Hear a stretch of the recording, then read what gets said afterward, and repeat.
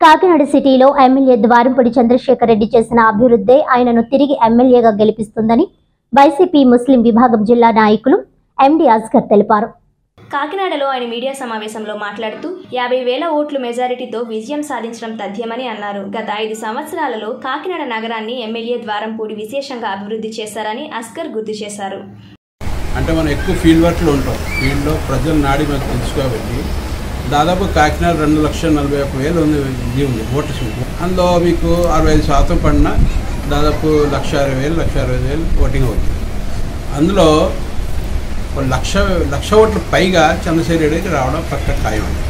ఎందుకంటే ప్రతి వార్డులో మనకి అనుభవం, ప్రతి సర్వే సొంత సర్వే మాకు అంచనా ప్రకారం 1,00,000 ఓట్లు పైన వస్తుంది. 50,000 మెజార్టీ పక్కగా వస్తుంది. మేము ఊహిస్తాం పక్కా 50,000 ఈసారి చంద్రశేఖర్ రెడ్డి గారికి వైఎస్ఆర్సీపీకి రావడం ఖాయం. దాన్ని ఎవరు ఆపలేరండి.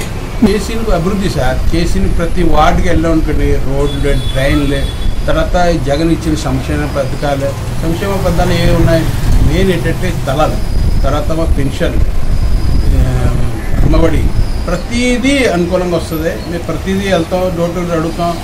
మాకు 70% అయితే చంద్రశేఖర్ వైపే ఉన్నారు. అటువంటి ఏం చేసినా, ఏ అబద్ధాలు మాట్లాడినా, చంద్రబాబు మాయ మాటలు పడినప్పటికీ కూడా ఎంత తక్కువ 1,00,000 ఓట్లు కాకినా చంద్రశేఖర్ రెడ్డి పడటం ఖాయం. జగన్లో కూడా పూర్తి ఉందండి, చేస్తారు ప్రజలు పక్కగా. ఎందుకంటే అతనికి అవకాశం వచ్చినప్పటికీ 2 సంవత్సరాలు కరోనాలో పోయింది. అభివృద్ధి చేయడానికి అవకాశం చాలా తక్కువ దొరికింది. కాకినాడలో సేమ్ ఎలా ఉంటుంది, 2 సంవత్సరాలు ఎవరో బయటకు వచ్చే పరిస్థితి లేదు. 3 సంవత్సరాలు ఎంత డెవలప్ అయిందంటే మిగతా 5 సంవత్సరాలు ఇంకా బాగా డెవలప్ అవుతుందని అది మాకు పక్క నమ్మకం. అది చేసిన డెవలప్మెంటే ప్రజలు ఉన్నారండి. ద్వారంపూడి అంటే ప్రజలు ఉన్నారు. ఆయన ఏం చేశారు, ఏంది వ్యాపారం చేశారు, అది దానికి ఎవరు చూడరు. ఆయన డెవలప్మెంట్ ఏం చేశారు, ప్రజల కోసం ఏం చేశారు, ప్రజల కోసం పని చేశారా లేదా, ఈ అవగాహనతో ఈ పని తీరుతో మన ప్రజలు వెళ్ళి మనం ఓటు అడగడానికైనా తెలుసుకోవడానికైనా వెళ్తే మాత్రం పక్క 1,00,000 ఓట్లు పైన ఇంక పడుతుంది. మాకు నమ్మకం, ఆయనకి నమ్మకం ఉందో లేదో తెలీదు, ఆయనకు ఉంటుంది. కానీ మేము పబ్లిక్లో ఉంటాం కాబట్టి మా అనుభవంతో పక్కాగా 1,00,000 ఓట్లు ఆయనకి రావడం ఖాయం.